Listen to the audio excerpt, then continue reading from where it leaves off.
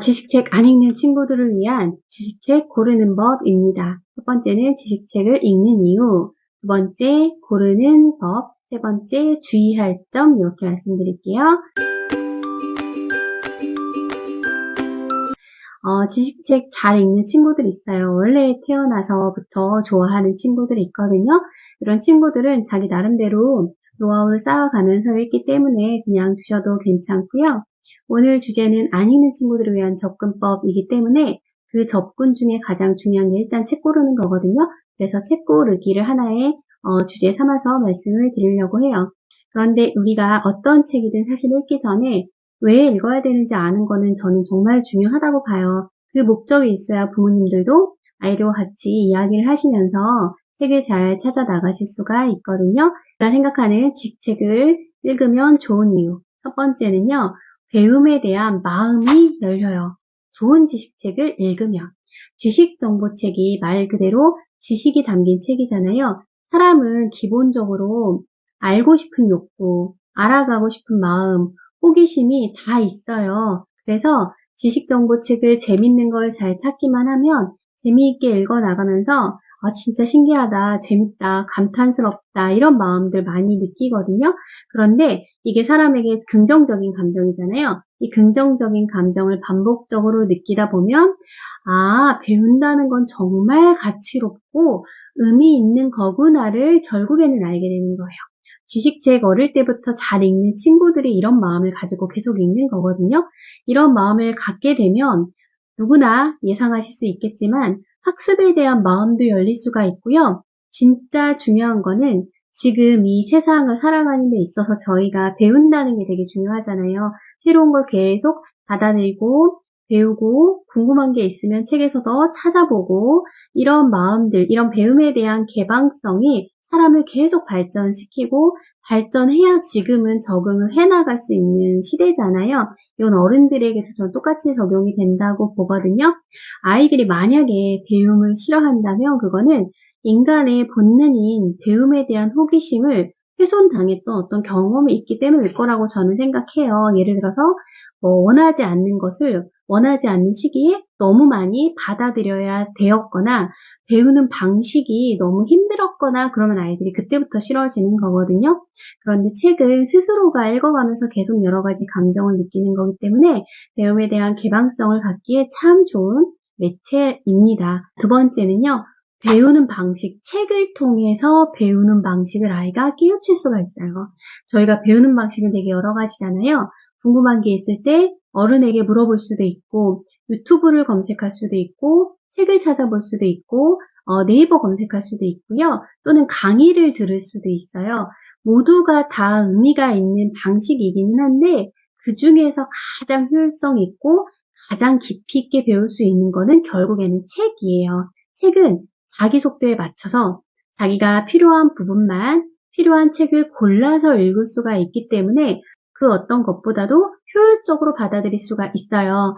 이것을 하나 알고 있으면, 그러니까 책을 통해서 이렇게 배움을 잘 할 수 있다는 것을 알고 있는 아이들은 살아가면서 정말 큰 무기 하나, 아주 좋은 무기 하나를 갖고 있는 거라고 저는 생각을 해요. 책을 통해 배우는 것을 잘 모르는 사람들은요, 궁금한 게 있어도 계속 밖에서 헤매거든요. 뭔가 궁금한 게 있을 때 책을 통해서 찾아보면요, 정말 생각보다 단시간에 많은 것을 얻어낼 수가 있어요. 이걸 우리 아이들이 꼭 지식책 읽기를 통해서 경험을 해보았으면 좋겠어요. 자, 중요한 것은 고르는 방법인데요.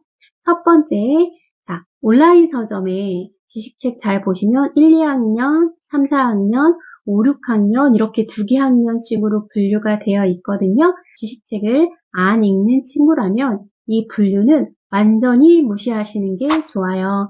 왜냐하면은 지식책, 예를 들어서 과학에서 제가 물리라고 해볼게요. 물리 영역의 6학년 책을 읽을 수 있는 6학년은요. 거의 없다고 보셔도 무방해요. 아이들이 부족하거나 그래서가 아니고요. 이 어떤 학문의 영역이잖아요. 결국에는 그게 본래 좀 어려워요. 제가 아이들과 수업을 하면서 지식책을 정말 많이 읽었는데 5, 6학년 책은 저도 읽어도 이게 도대체 무슨 소리지 하고 막 소리 내어서 읽거나 여러 번 읽거나 막 온갖 인상을 찌푸리면서 막 읽어야 될 때가 있거든요. 그만큼 쉽지가 않아서 그 물리에 대한 지식을 어릴 때부터 차곡차곡 배경 지식을 쌓아왔고 읽어왔다면 6학년 책이 맞을 거예요. 그런데 대부분은 그렇기가 쉽지가 않아요. 5, 6학년 책은요. 청소년이 읽기에 더 적당하다. 이렇게 보시는 게 좋고요. 한 2개 학년 정도는 밑으로 와서 고르시는 게 좋고요. 그것도 어려워하면 더 내려오셔도 상관이 없어요. 자, 그 다음에 읽기 쉬워야 돼요. 이거 너무 당연한 말인 것 같지만 저희가 진짜 간과하는 거거든요. 왜냐하면 우리 어른들은 이렇게 책을 볼 때요. 아, 이게 무슨 무엇과 연결되고 지식이 이렇게 잘 정리되어 있고 되게 촘촘하게 잘 짜여져 있네. 이런 걸 중심으로 보는 경향이 없지 않아 있어요. 만약에 구입을 하신다면 비용을 주고 사는 거기 때문에 이 비용만큼의 값어치를 하려면 거기 뭔가 빼곡하게 들어있어야 될 것 같거든요. 그런 책일수록 아이들은 너무 힘들어해요.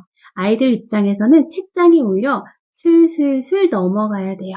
그러려면 그 책 안에 있는 내용 중에 약 70% 정도는 아이가 알고 있을 때에 나머지 내용도 재미있게 읽어나갈 수 있는 거예요. 그래서 지식책 읽을 때 아이들이 어떤 부분은 좀 빠르게 읽고 어떤 부분은 천천히 읽는 이유 중에 한 가지도 바로 그거예요. 아는 부분은 빨리빨리 넘어가고 모르는 부분은 천천히 읽게 되는 거예요. 저희 부모님께서 육아서 많이 보시잖아요. 교육서도 많이 보시잖아요. 독서 교육에 대한 책을 읽는다고 해볼게요. 부모님들이 독서 교육책 이렇게 나오면 그런 말씀들 하시거든요. 혹시 이 책의 내용도 내가 알고 있는 것만 들어간 거 아니야? 너무 뻔한 거 아니야? 이런 생각하셔서 구매를 좀 망설이시는 경우를 제가 참 많이 봤어요. 부모님이 알고 있는 것만큼과 너무 똥 맞는 책을 고르면 그 책은 당연히 의미가 없겠죠. 다 아는 내용만 있는 거니까요. 그런데 그렇다고 갑자기 저희가 학술서를 본다 하면 그 책은 또 너무 어려워서 책장에 안 넘어갈 수 있거든요. 자, 부모님 입장에서도 독서교육서를 읽는 부모님들도 그 책의 내용 중에 약 20%에서 30% 정도만이 좀 새로울 때 그 책이 나에게 신선한 충격으로 다가오는 거예요.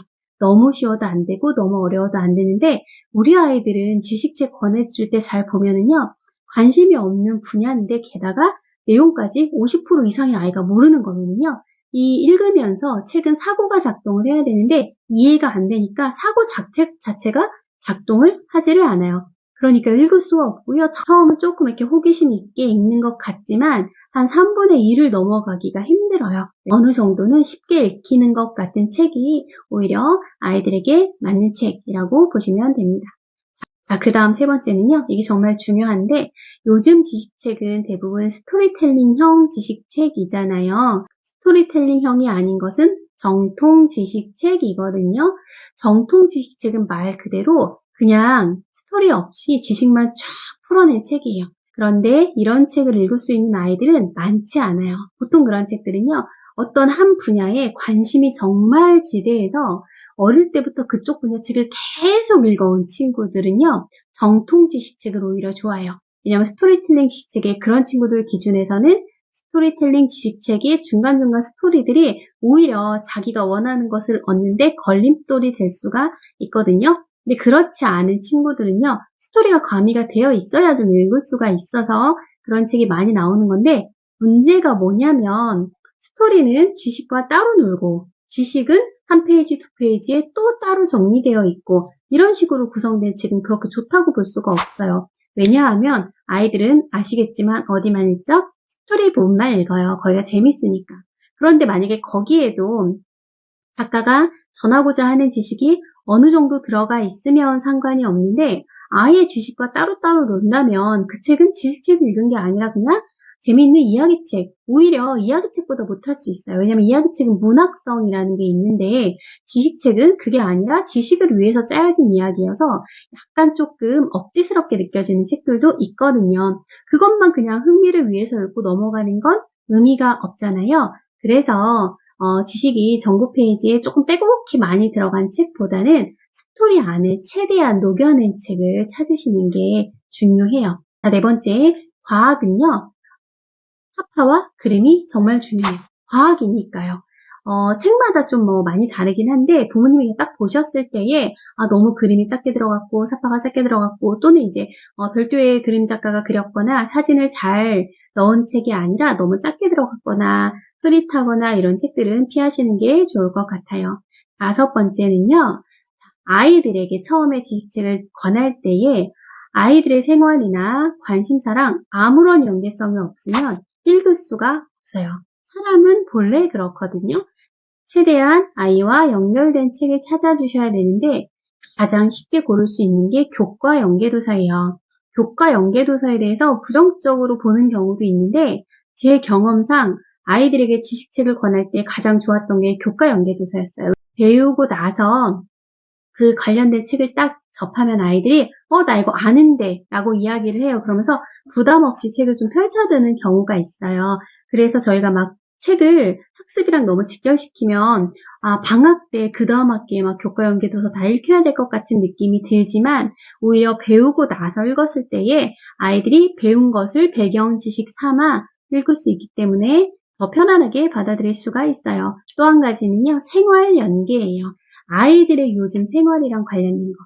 예를 들면 우리 가족이 어디로 여행을 가기로 했으면 그 여행지에 관한 책이라거나 식물을 키우기로 했으면 식물에 관한 책, 물고기를 키우기 시작했으면 물고기에 관한 책, 또는 요즘 사회 이슈 같은 거 있잖아요. 선거 시기가 되었다 그러면 투표 선거 관련된 사회 관련된 도서 이런 식으로 접해줬을 때 아이들이 그래도 마음을 열고 생활과 연계되어 있기 때문에 읽을 수가 있어요.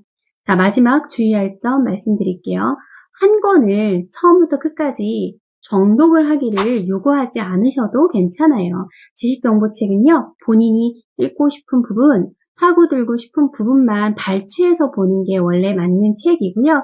가끔 아이가 정말 스토리가 잘 짜여져 있어서 재밌을 때에는 정말 스토리로 잘 된 책이면은 그렇게 처음부터 끝까지 읽어야 되겠지만 그렇지 않다면 좀 발췌해서 보게 해주셔도 되고요. 꼭 발췌가 아니더라도 5챕터에 된 책인데 2챕터까지만 읽고 그 다음부터는 좀 어려워서 놓을 수도 있는 거고요. 흥미가 떨어져서 그만 읽을 수도 있는 거예요.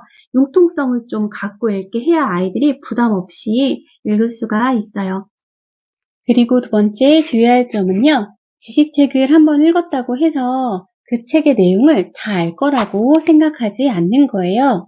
사람은 같은 내용을 여러 번 반복해서 봐야 그게 자기 말로 표현할 수 있는 게 되거든요. 아이들이 지식정보책을 읽고 새롭게 알게 된 게 너무 신선해서 우와 하고 감탄을 했는데 그거를 딱딱딱 정답으로 말하지 못한다고 해서 그 독서가 의미 없는 건 아니에요. 지식책 읽기의 목적을 제가 처음에 배움에 대한 개방성이 열리고 책을 통해서 배우는 게 어떤 건지를 배운다고 했잖아요. 이 두 가지가 중요한데 거기 너무 지식에만 집중을 하다 보면 아이들이 이 책 읽으면 나 또 다 알아야 돼. 그럼 외워야 되는 건가? 실제로 이렇게 이야기하는 친구들도 있어요. 이거 외워야 되나? 하면서 외우듯이 막 읽으려고 하는 친구들도 있거든요. 바람직한 지식책 읽기의 방법은 아니에요. 모든 책이 그렇지만 지식정보책도 처음에 접근하는 게 정말 중요해요. 제가 영상이 너무 길어질까봐 지식책으로 얻을 수 있는 걸 아까 2가지만 딱 간단하게 말씀을 드렸는데 10가지도 넘게 정리도 해볼 수 있을 만큼 책을 잘 고르기만 한다면 아주 많은 효용을 느낄 수 있는 책이에요. 책 잘 고르셔서 아이와 재미있게 읽어보시기를 바라겠습니다.